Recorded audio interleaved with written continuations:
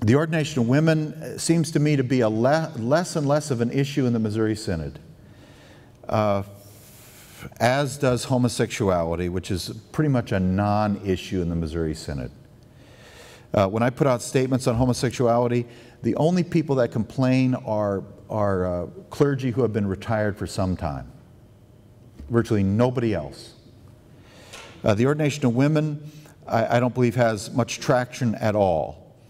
What is very important for us, though, to do in the ordination of women, as I told our Anglican partners today, the main issue, as John Claddig said, he said he thought for years if he just laid out the right exegetical information, it would be transparent to anybody that women should not carry out the duties of the pastoral office.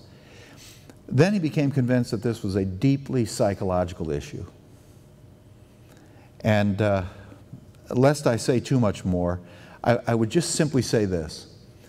We have got to be orthodox in our hermeneutics, but we have got to be loving and give our daughters, especially clergy daughters, every opportunity to serve, to study theology, to have significant positions of leadership in the church, whether leading institutions or founding institutions or serving in the myriad of diaconic responsibilities.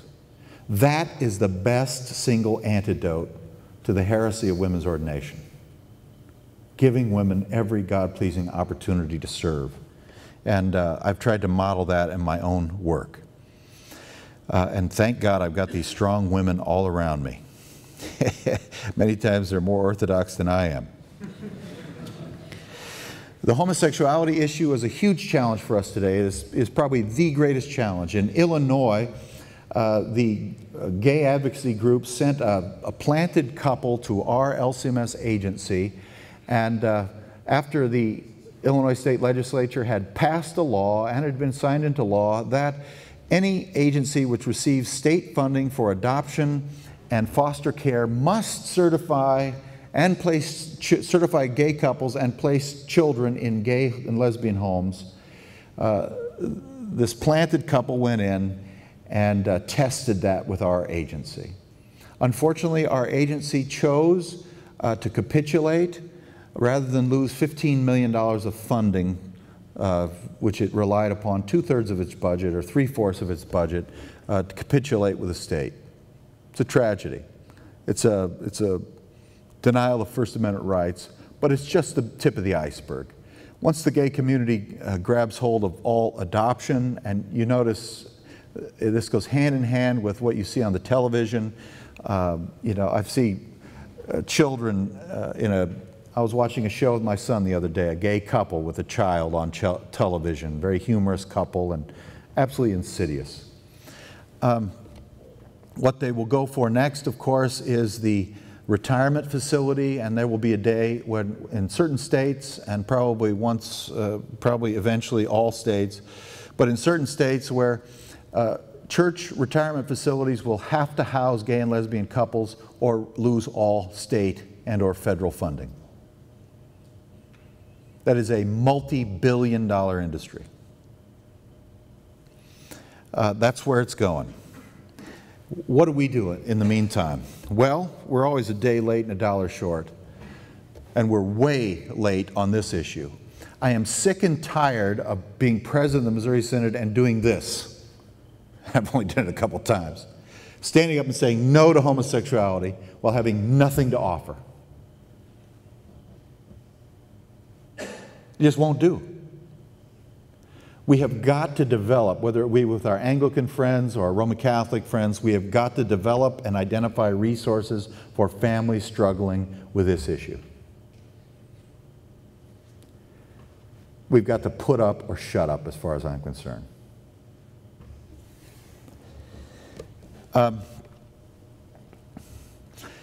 It seems to me that the issue of diaconia is going to be an increasingly significant issue. We just had an international conference on disaster.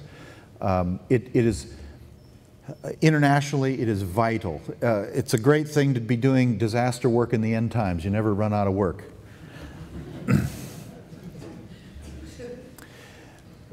Orthodox Lutheranism which does not demonstrate itself in love for neighbor, care internally and love for the neighbor, quickly becomes a clanging cymbal.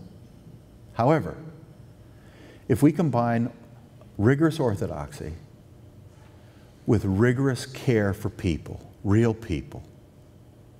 hurting people, that is absolutely powerful. That was the vision of C.F.W. Walther. It really was. And that's the vision of Luther. It's powerful. I need not mention Leia's vision in this community. And that should be our effort in every way, shape, or form. Come hell or high water, the world is going to hell in a handbasket. We are going to be Orthodox Lutherans, and we're going to care for people, wherever they are. That shall be our testimony to Christ, come what may.